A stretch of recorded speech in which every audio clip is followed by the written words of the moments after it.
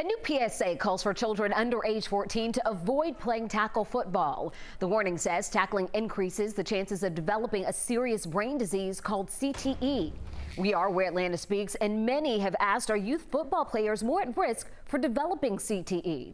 Let's verify.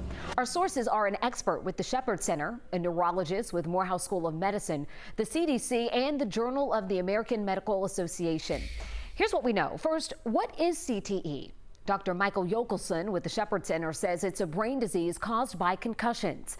Symptoms develop over time and can be pretty serious. They may start to have problems with cognition, so developing dementia. They can develop Parkinsonism, so movement disorders, tremors.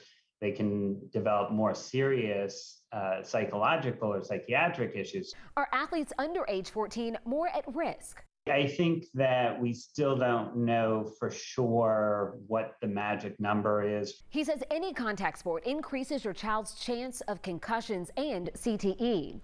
The key here is their brains are still developing. If children begin to have concussions at an earlier age, it may have a greater, more lasting impact. He says the younger they start, the more concussions they could have over time.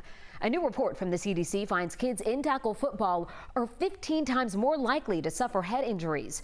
And data from JAMA says 21% of high school football players had CTE. The tricky thing is it's hard to know if your child has it. That's why at this time still the most reliable way to make the actual diagnosis is on autopsy. Dr. Royal says you can reduce your child's risk by making sure they wear protective gear and getting proper treatment for any head injury.